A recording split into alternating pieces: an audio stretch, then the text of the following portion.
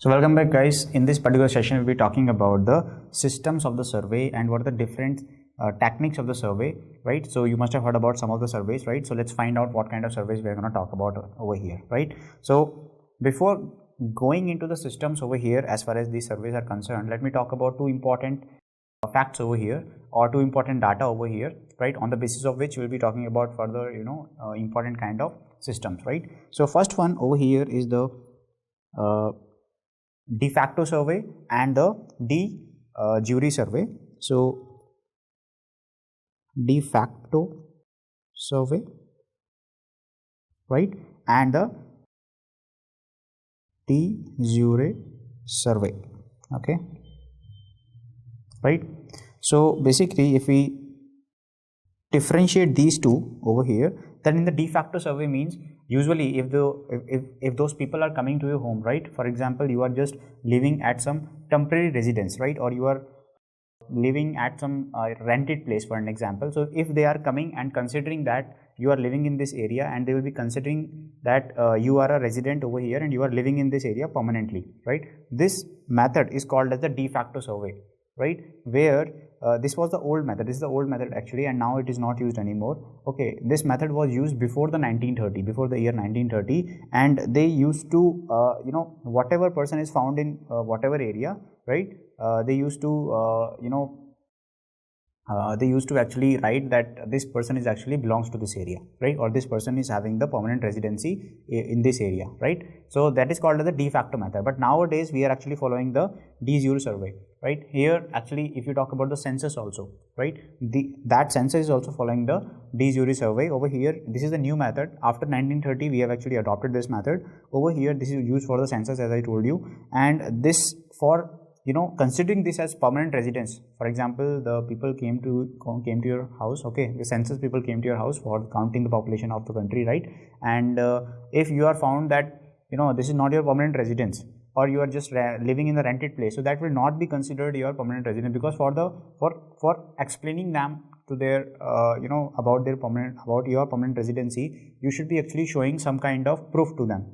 That could be the address proof, right? For an example, it could be some Aadhaar card, or it could be some anything else which is actually proving them that you are actually belonging to this particular place where you are living right now, right? So if they are actually asking for the legal proof, right, that is called as which kind of survey? That is coming under the de jure survey. And census is actually asking for the proof that you are living over here, so you need to prove yourself. So you need to show your identity card over there, right? It could be Aadhaar card, or it could be any other kind of residency proof, right? So that is the de jure survey. So over here let me document it, whatever I have said just now. So de facto survey, this is the older method. It was used before the 1930, right? And if you talk about de jure survey, this is the newer method, right? And after 1930 we are adopting this one, right? Best example is used by census also. We'll talk about the census, don't worry. Used by census also, right? De facto survey, right? This is that thing where if a person or individual found in one area, okay, so that person will be assumed to be living over there, right? Assumed to be living in this area, right? This was the older method, as I said. This is okay area. So this was a de facto survey. And in the de jure survey, basically we are talking about if a person person has to show, person or individual has to show the address proof over here, address proof, right, or permanent residence proof, right, for the permanent residency, right, for proving the permanent residence, or proving the permanent residence, right? It could be your Aadhaar card or something like that, right? It could be, for an example, Aadhaar card, or it could be your passport, for an example, right? etc. Okay, So this is the example of your de jure survey. Now let's move on to the individual surveys over here. So first survey which I am taking over here, this is the civil registration survey, which is actually talking about the birth rate, birth and the death registration in the country, right? Which country I'm talking about? Obviously India, right? So over here we are taking the very first one. This is the civil registration survey, right? This is a very vital survey, guys. Civil registration survey, right? This is also called as abbreviated as CRS, right? Civil registration survey is basically talking about the registration of birth and death in our country, right? So basically this is talking about this is used for birth and death registration in our country, that is India, right? Okay. So here you are seeing the logo of this one. Basically this particular thing is showing you the birth over here, and this thing is showing you the death over here, right? So this is kind of a lighting thing over here, where you are seeing that this thing over here, this is showing you the birth over here, and over here this one is showing you the death, right? Once you are clear with that, now if you talk about the birth and death, okay, birth and death, it must be registered actually within how many days? That is a very common question asked by the examiners. So birth, either birth or death, okay, it must be registered within 21 days in our country. So it must be registered within 21 days in our country, right? Guys, it is very, very important, has been asked multiple times, okay, right? Next thing is, if let's say if the person is NRI, okay, non-resident Indian, right, and not living over here, okay, so for the NRI people,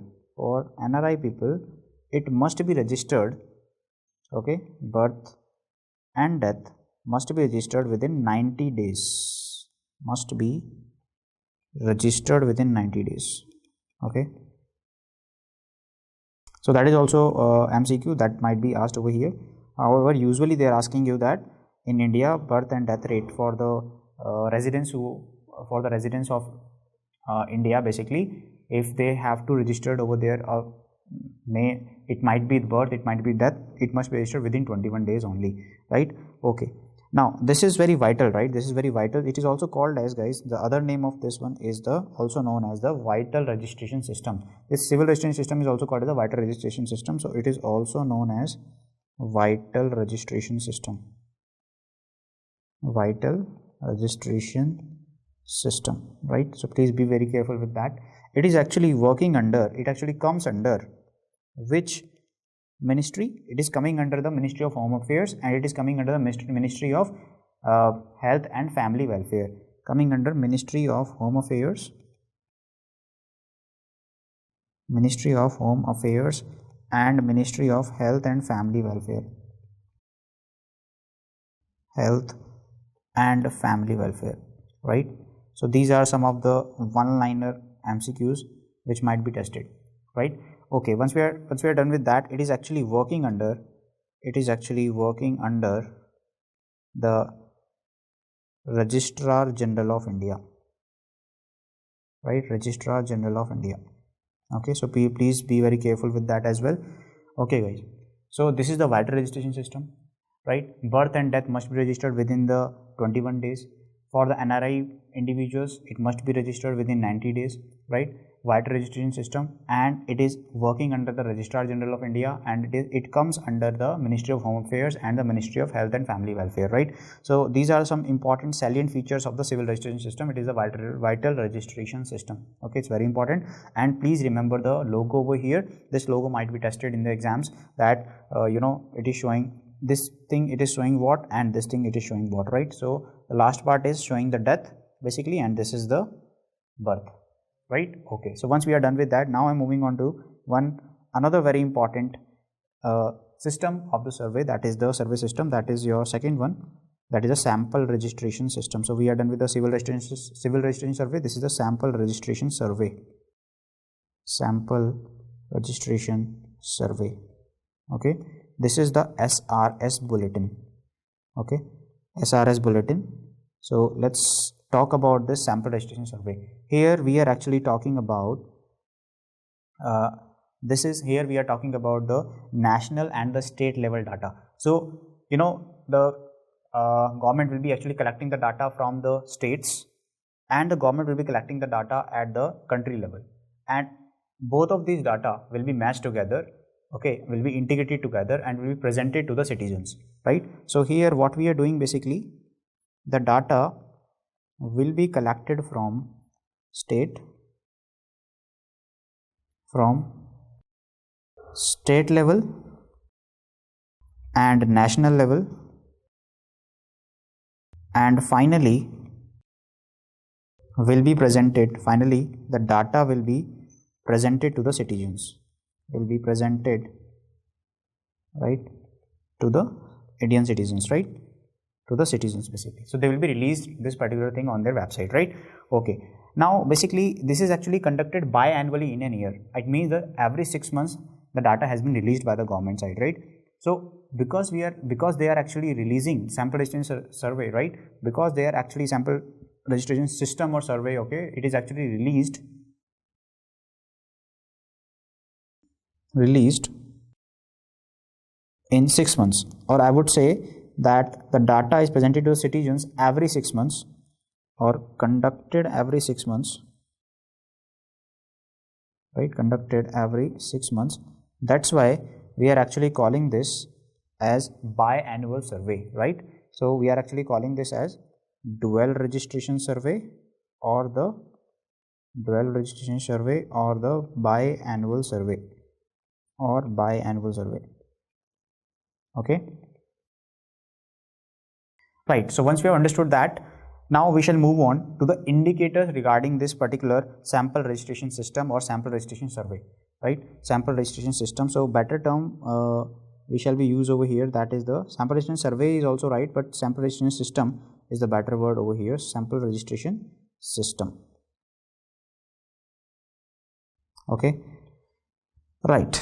So let's move on to the indicators which we are considering in the sample registration survey. In the indicator sample registration survey, basically it is talking about the crude birth rate, crude death rate, it is talking about the natural growth rate, it is talking about the infant mortality rate, and it is talking about the maternal mortality ratio, not the rate but ratio. So over here let me talk about the indicators also. So the indicators might be asked as far as sample registration survey is concerned. So indicators are, first one is your crude birth rate and crude death rate, crude birth rate, crude death rate, infant mortality rate, right, infant mortality rate. There could be the natural growth rate, right, and finally maternal mortality ratio, not the rate, maternal mortality ratio. Infant mortality rate but maternal mortality ratio. These are some important salient indicators, of the sample registration survey. Okay, sample registration system or survey, right? So over here this is the sample registration system, guys, right? So SRS bulletin, you can see over here, sample registration system, okay, and this is actually working under the Registrar General of India, right, like the civil registration system. Over here we are talking about the 3 important features, okay, which I would like to mention over here. This is the crude birth rate, crude death rate, and the infant mortality rate. So look over here, this is the crude birth rate, this is the crude death rate, and the infant mortality rate is given over here, right? So birth per thousand is the crude birth rate, death per thousand is the crude death rate, and this is the infant death per thousand live birth. This is the basically this is your infant mortality rate, right? Okay, so let me talk about this thing over here. So let me mention these data, okay, because it has been tested in the past basically. So they had asked us that what is the infant mortality rate which was published in the last data of the sample registration system, right? So in that case your answer should be the 30 per thousand. So according to the 2021 data, right, according to 2021 data, it says that crude birth rate, what is a crude birth rate, crude death rate, and infant mortality rate, Crude birth rate, according to this data, we have just now seen that it was around 20, and to be very specific, it was 19.7.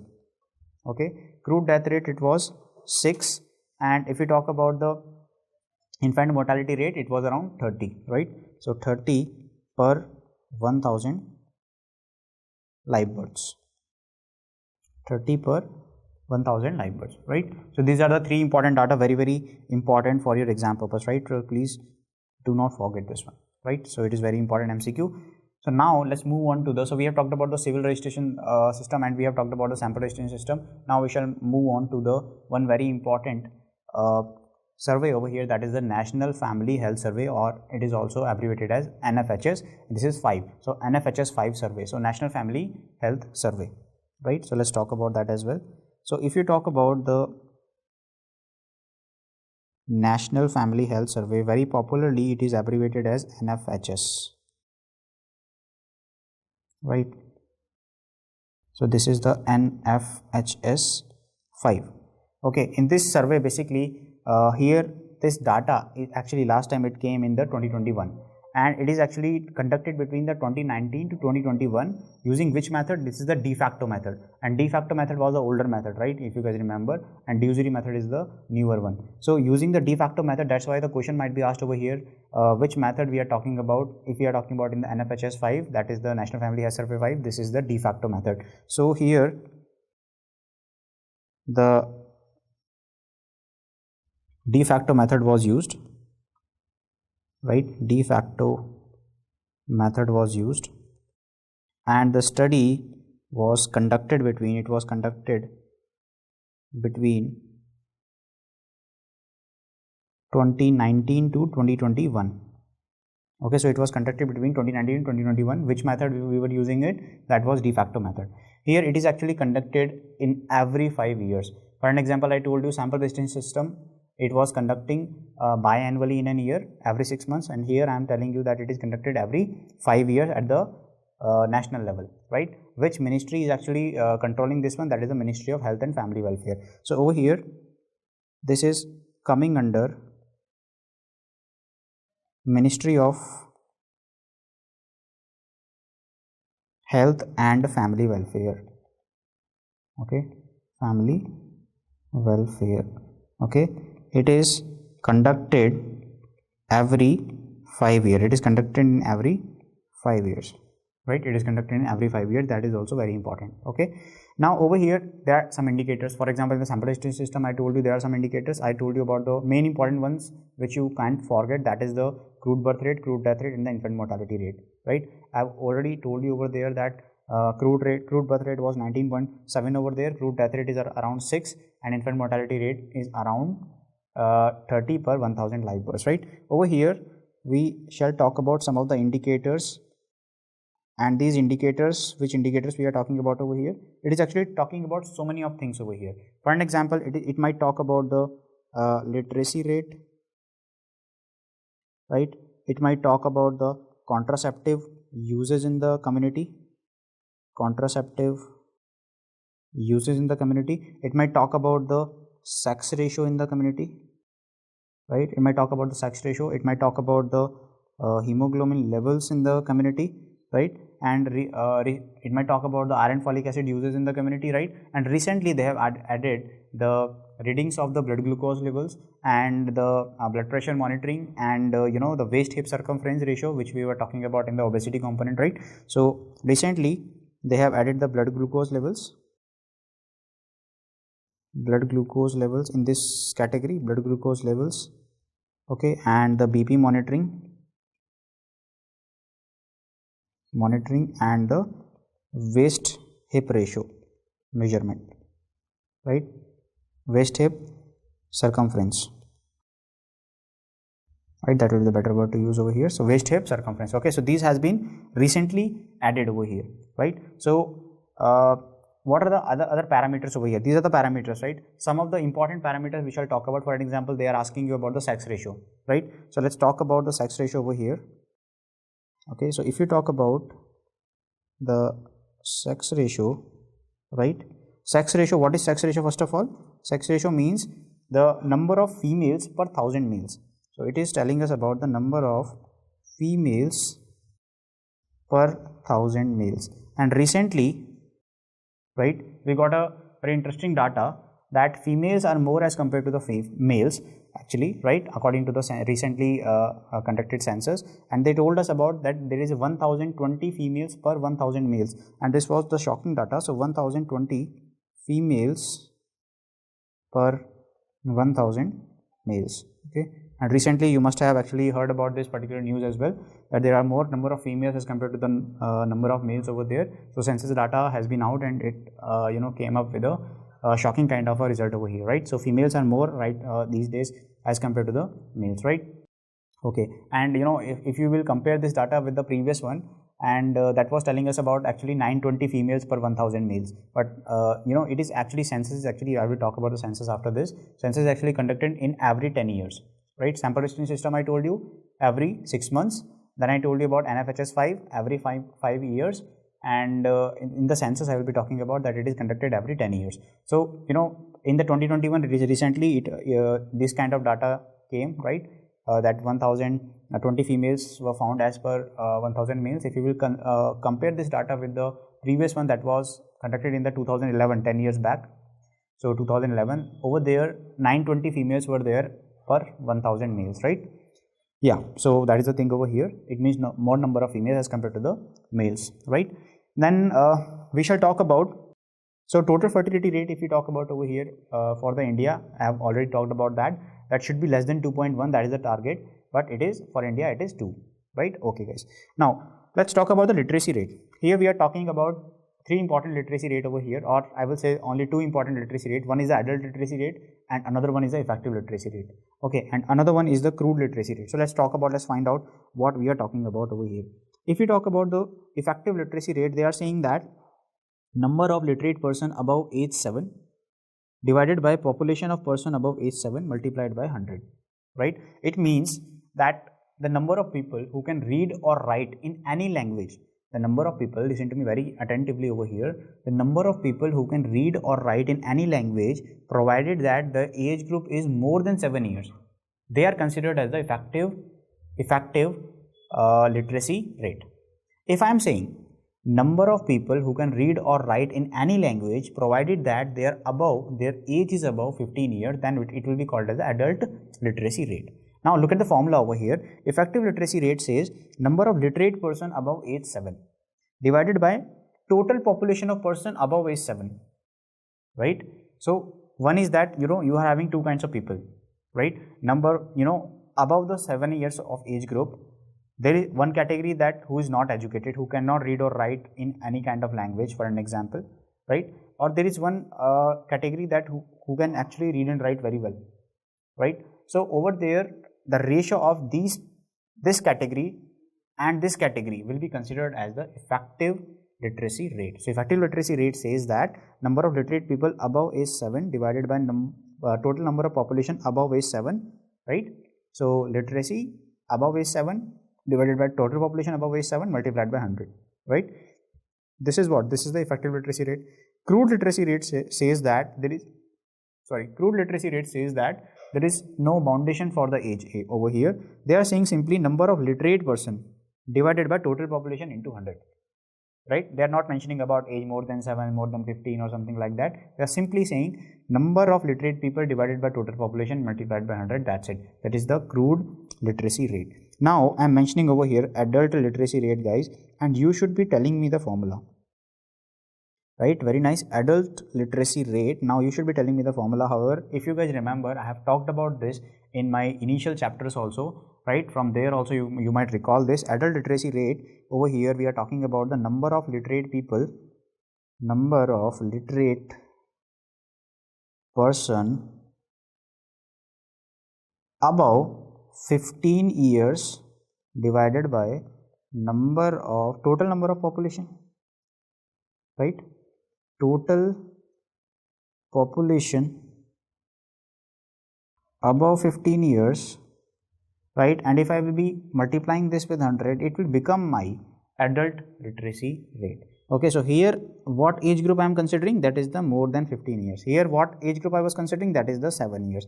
That's why adult literacy rate, effective literacy rate, it is kind of a age difference is just half, right? 15 half is 7.5, it is almost half, right? 7. So that is the basic important difference over here. Currently India's literacy rate, you know, the every time the Kerala is actually holding the the top position over there, having the 94% literacy rate. That is very nice over there, right? That Kerala is actually having the super results every time if it talks about the literacy rate, right? And one more thing I told you, if you remember my previous chapters over there, initial chapters, that the state or any kind of country having the good literacy rate, at the same time they will be having the lower poverty rates as well. Okay, so they will be less hit by the poverty, right? So for an example, Bihar, if you talk about that, I told you over there that poverty rate is on the higher side as far as Bihar is concerned, and the literacy rate is on the lower side. But in the Kerala, if you talk about, then literacy rate is on the higher side and the poverty rate is on the lower side. So that's the difference. So that's why if the literacy rate will be increasing in some state or in some population, then obviously the poverty rate will be coming down, because obviously if the literacy rate, if they will be literate enough, then they will be finding the job opportunities and all of these things, right? Okay, so currently India, okay, in the Kerala I told you around 93 to 94%. In India it is around 74%. In India, currently the literacy rate is around 74%, right? Okay, once we are done with that, now we shall move on to 74%, and to be very frank, 74.04% approximately. Now, effective literacy rate we have talked about the crude literacy rate also, we have talked about the adult literacy rate also. Now, one more important feature, it is talking about National Family Health Survey, that is the contraceptive uses, right? So we have talked about the sex ratio, we have talked about the literacy rate. Now let me talk about the contraceptive also. They might be asking you this thing. However, the detail we'll be talking about in the contraception section. So over here, if you talk about the contraceptions, basically the most commonly used method as far as contraception is concerned, then that is the tubectomy, right? Tubectomy. And over here currently India is having what contraception rate? 66.7% approximately. So if you talk about the contraception, right, contraception, okay, so currently right now India's contraception rate contraception rate is actually around 66%, right? 66.7%. And I told you that the contraception rate actually we are actually targeting with the 60%. At least 60% contraceptive rate must be attained in our community, right? So the ASHA workers also, they are actually trying their best to maintain it. So basically they are actually going to home, each and every home, right, in their village particularly, and there they will be actually giving the education about it, right? They will be educating the people about this particular contraception and all. So this is the success rate of the contraception as far as India is concerned till now, for an example, right? Because that is very important point in the population control.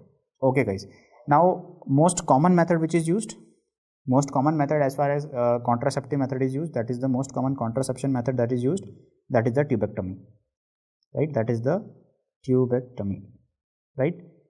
Tubectomy. And from the government side also, they are actually giving some kind of benefit to the recipients of the tubectomy also, right? So that it is actually promoted among the community. So tubectomy, and here we are talking about almost around 38 to 40%. 38 to 40%, in the 38 to 40% of cases, tubectomy is actually performed, right? So tubectomy is the most common method which is actually adopted by the community as far as common method of contraception is concerned, right? Now we shall move on to the census. Over here. So now let's talk about the census, right? Census in Hindi we are calling that as Janganna, right? So basically it is conducted every 10 years. Okay, so important salient features, let's talk about them. It is actually conducted every 10 years. Last time it was conducted in the 2021, where I was talking about the sex ratio, that was 1020 females per 1000 males, right? So last time it was conducted in 2021, conducted every 10 years, and last one was in 2021. Okay, right. Now this is basically first official census, first official census was conducted in 1881, guys, was conducted in 1881. Please do remember that, that might be the MCQ. Then, you know, this is actually followed. Here we are actually following which method? De facto or de jure? This is the de jure method. Okay, I told you earlier as well, right? And over here, this is actually conducted by what? Conducted by the PMO, conducted by the PM office, conducted by the PMO, right? Under Ministry of Home Affairs, under Ministry of Home Affairs, right? Every 10 years, obviously, I told you that, right? So before the 2021, it was the 2011. Okay, guys. Now we are following which method? We are following the de jure method over here, right? Okay, this is the biggest survey. If I'm talking about all the surveys, sample registration survey and civil registration system and or any other system, this is the biggest survey in India, right? So biggest survey in India, it is the census. Okay, right. Now over here we are having, recently in the 2021 only, we have actually included two important types over here, or two important features over here. Recently we have actually included them. So what are the inclusions in the inclusions in 2021, right? These inclusions, they are seeing that first one was your occupational categories. They're actually including the occupational categories, right? And they are actually introducing the industrial worker classification. Okay, industrial worker classification. So these two categories have been included just now in this recent recent census which was happened in 2021, right? These were two inclusion, and that might be asked. Okay, and this is the sign which we are talking about as far as this is concerned. So this is your census over here, census of India. This is the Bharat ki Janganna, right? And it was recently happened in 2021. This sign might be asked in your MCQ, so please be very clear with that. Okay, so keep that in mind. Here we are seeing that some flag like and in between there is a chakra. So this is kind of a flag, and people are showing it with this tricolor, right? And the home, this is actually the people are actually going to home and home to home, right? So and then they are taking the data that where they are living, and here they are following the de jure method. The individual has to show their permanent residency proof. Okay, so this is the Bharat ki Janganna or the census of India, right? So that was about the important surveys, guys, as far as India is concerned, right? And thank you so much for seeing this one. I will be seeing you in the next one. Thank you.